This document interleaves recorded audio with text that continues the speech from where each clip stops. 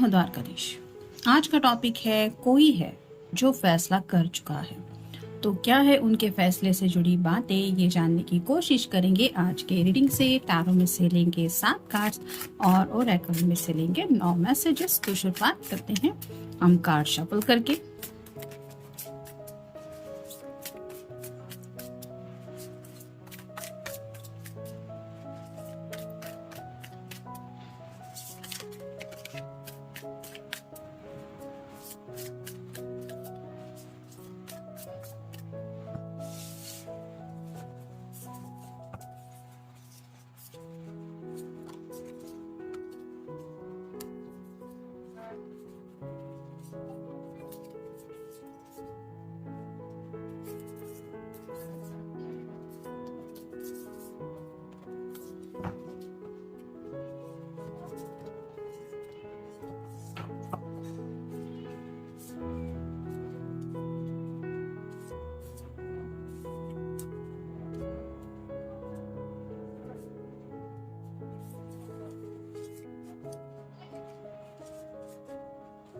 पहला जो कार्ड है वो है पेज ऑफ सॉर्ड्स का, एयर साइन जेमिनी, लिब्रा या फिर एक्वेरियस। जैसा कि हमारा टॉपिक है कोई कुछ फैसला कर चुका है, तो अगर आपसे बातचीत नहीं हो रही इस पर्सन की, यानी कि नो कांटेक्ट जोन में है कुछ लोग, या फिर किसी ने किसी को ब्लॉक करके रखा है, तो पहला तो ये कार्ड यही बता रहा है कि ये अपनी तरफ से शायद कोशिश करना चाहते। आप कह सकते हैं कि एक फाइनल एक्शन लेने के बारे में सोच रहे कि मैं बात करने की कोशिश करता हूँ, देखता हूँ मेरा पर्सन मुझसे बात करता है या नहीं। तो कम्युनिकेशन दोबारा स्टार्ट करने के बारे में ये जरूर कोशिश करना चाहते हैं, या फिर उस दिशा में ये कुछ कर रहे हैं अपनी तरफ से। मतलब अगर आपका नंबर उनके पास नहीं है तो कहीं से नंबर निकालने की कोशिश कर रहे हैं, या फिर अगर आपका घर उन्हें पता है तो आपको पर्सनली मिलके कुछ अपने दिल की बातें शेयर करने के बारे में सोच रहे हैं कि तुम आखिर समझो मेरी बात, या फिर ट्राई टू माई सिचुएशन। इस तरह की कुछ बातें उनके दिलो दिमाग में आ रही है, और शायद इन्होंने यही सोचा है कि कम्युनिकेशन करना चाहिए, मतलब बात तो एक बार करनी चाहिए। भले ही आप दोनों ने मिलके फैसला लिया है कि आगे से हम दोबारा एक दूसरे से बातचीत नहीं करेंगे, फिर भी शायद ये सोच रहे हैं कि क्यों ना मैं एक आखिरी कोशिश करूं। तो ये तो कह रहा है पहला कार्ड। फिर दूसरा कार्ड है 8 of cups, water sign Cancer, Scorpio या फिर पाइसिस।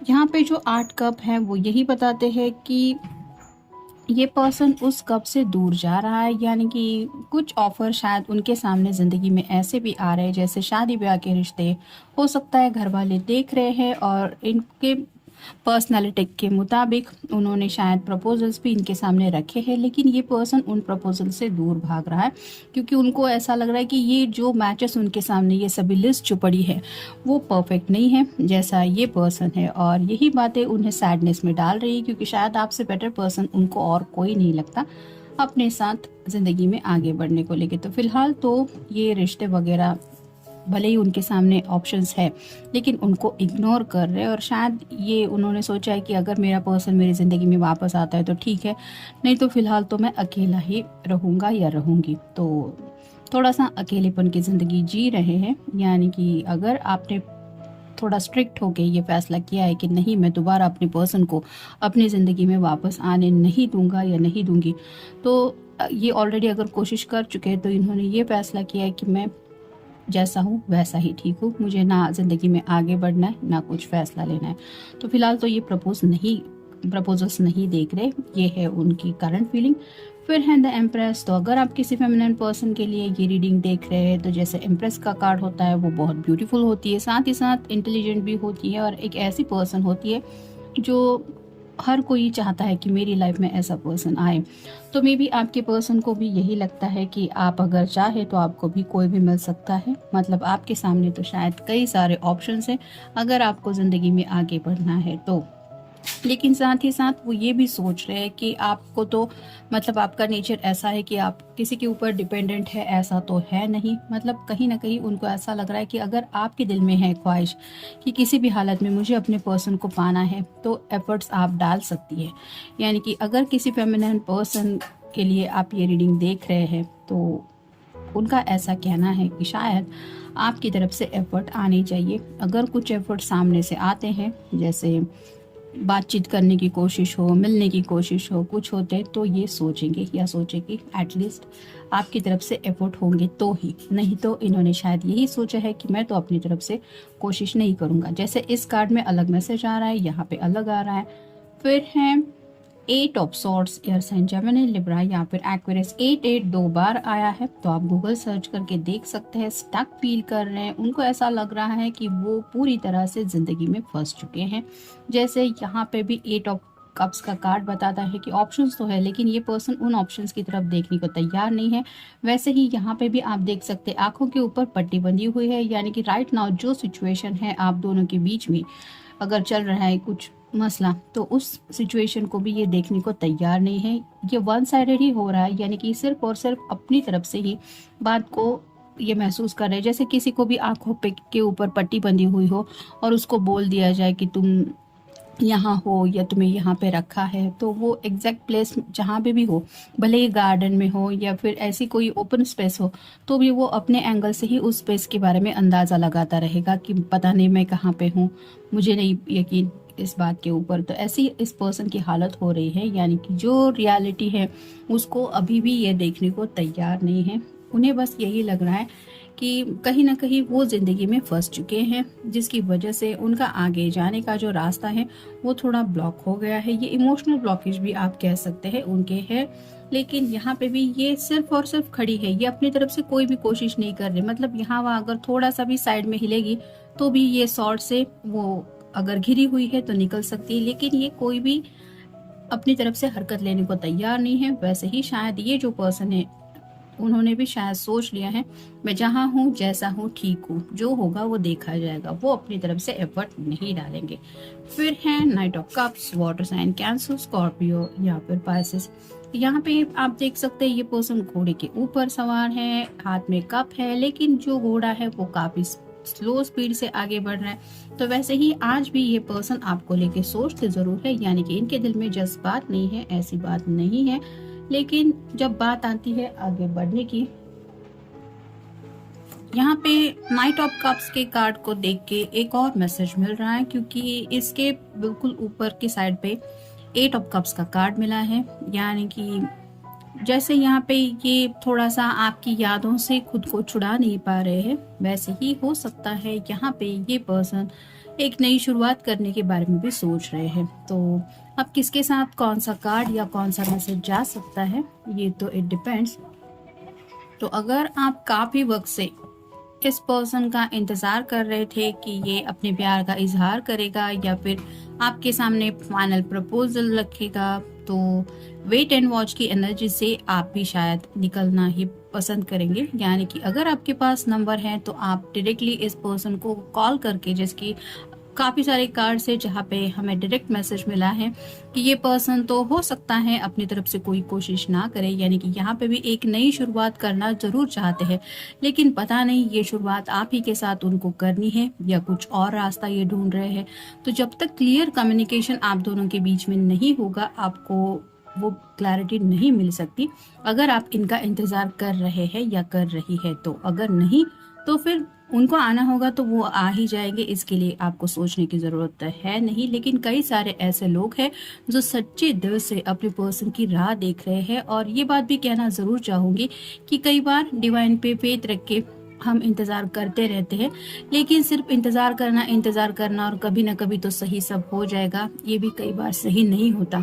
रोजमर्रा की जिंदगी है, हमें जिंदगी में आगे बढ़ना पड़ता है, और कई बार ऐसा भी होता है कि हम इंतजार करते रहते हैं और सामने वाला पर्सन जो है वो अपनी जिंदगी में आराम से आगे बढ़ चुका होता है, उसको कोई फर्क ही नहीं पड़ता। तो अगर यहाँ पे हालत ऐसी है तो आपको भी वेट एंड वॉच की एनर्जी से निकल के इस पर्सन से कम्युनिकेट करके अपना कोई डिसीजन लेना शायद आपके लिए सही होगा, अगर ये पर्सन अपना डिसीजन जिंदगी का ले रहे हैं तो। अब ये तो मैं क्लियरली नहीं बता सकती कि किसी ने कौन सा फैसला लिया है, लेकिन यहाँ पे कार्ड्स क्या बता रहे हैं ये मैं कह रही हूँ। फिर है 8 of pentacles, earth sign, Taurus, Virgo या फिर कैप्रिकॉर्न। 888 आया है, 8 ऑफ कप भी आया है, 8 ऑफ सॉर्ड भी आया है और 8 ऑफ पेंटिकल भी आया है। यहाँ पे तो क्लियर ही है कि ये पर्सन थोड़ा करियर ओरिएंटेड ज़्यादा है, यानी कि पैसा, सिक्योरिटी, इन सब बातों को ये काफ़ी ज़्यादा इंपॉर्टेंस देते हैं या देती है। अगर किसी फीमेल पर्सन के लिए आप ये रीडिंग देख रहे हैं तो उनको ऐसा लग रहा है अब थोड़ा सा ही एक वक्त बचा है कि 10 ऑफ पेंटेकल की एनर्जी में ये पहुंच जाएंगे, जहां पे हैप्पी कपल होता है, घर के बुजुर्ग भी होते हैं, घर भी होता है। तो हो सकता है ये पर्सन, जैसा कि हमारा टॉपिक है कि फैसला कर चुका है, तो मे बी ये पर्सन अपनी फैमिली के मुताबिक जिंदगी में आगे बढ़ने के बारे में सोच रहे हैं या सोच रही है, या फिर हो सकता है कुछ फाइनेंशियल बातों को ये इम्पोर्टेंस देने का डिसीजन इन्होंने लिया है कि मेरे लिए अगर जिंदगी में कुछ इम्पोर्टेंस रखता है तो वो है पैसा, मेरा करियर, या फिर मैंने सेट किए हुए गोल। तो यहाँ पे तो फीलिंग्स की बात नहीं आती अगर ये पर्सन करियर माइंडेड है या प्रैक्टिकल माइंडेड है तो। और फाइनल कार्ड है व्हील ऑफ फॉर्चून। तो जैसे समय का पहिए के बारे में बात हो रही है, उनको भी पता है कि समय दिन ब दिन गुजर रहा है।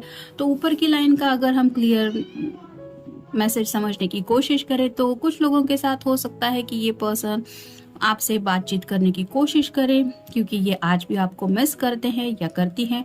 और कुछ लोगों के साथ ऐसा भी हो सकता है कि ये आपकी तरफ से कम्युनिकेशन चाहते हैं कि मुझे क्या पड़ी है, उसको अगर मुझे कॉल करना है, यानी कि आपके पास अगर उनका मैसेज है कि लास्ट मैसेज जब आप दोनों के बीच में शेयर हुआ था उस वक्त की उनकी एनर्जी क्या थी, उससे आपको आइडिया आ जाएगा कि एग्जैक्टली अब तक इन्होंने आपके बारे में क्या सोचा है। तो उस नतीजे के ऊपर आप भी अपनी तरफ से पहुंच सकते हैं कि आपको इनसे बातचीत करनी है या नहीं। और नीचे की लाइन अगर हम देखें तो ये पर्सन जिंदगी में एक नई शुरुआत करने को भी शायद तैयार है। कुछ लोग शायद अपने घर वालों के मुताबिक फैसला लेने को तैयार है। और जहाँ पे ये व्हील ऑफ फॉर्चून का कार्ड बता रहा है कि समय समय की बात होती है लेकिन वक्त सबको बदल देता है। तो शायद हो सकता है आपने जब इस पर्सन से प्यार किया था तब ये कुछ और थे और आज वक्त के रहते ये कुछ और बन चुके हैं या बन चुकी है, यानी कि इनको भी एहसास हो गया है कि ये बहुत बदल गए हैं। शायद तब इतना फैमिली को इतना इम्पोर्टेंस नहीं देते थे लेकिन आज उतना देने लगे हैं। और मे बी तब शायद इनके लिए करियर इतना मायने नहीं रखता था या पैसे मायने नहीं रखते थे, लेकिन आज की तारीख में शायद इनके लिए ये सब बातें हैं। कोई फीमेल पर्सन भी हो सकती है जिसके लिए शायद पैसा वगैरह इंपॉर्टेंट है, मतलब घर अच्छा होना चाहिए, लड़के के पास ये होना चाहिए, वो होना चाहिए। अगर ये एम्प्रेस की एनर्जी में है तो ये 3 कार्ड अगर हम देखें तो मे बी उसने ऐसा सोचा हुआ हो सकता है कि मुझे सब सिक्योरिटी चाहिए तो ही मैं जिंदगी में आगे बढ़ूंगा या बढ़ूंगी उसके साथ। तो ऐसा भी शायद हो सकता है। हम यही देख रहे हैं कि कुछ तो फैसला किया है, वो फैसला क्या हो सकता है। अब ओरेकल में से हम 9 कार्ड्स लेने वाले हैं, उसमें देखते हैं हमें क्या मैसेजेस मिलते हैं।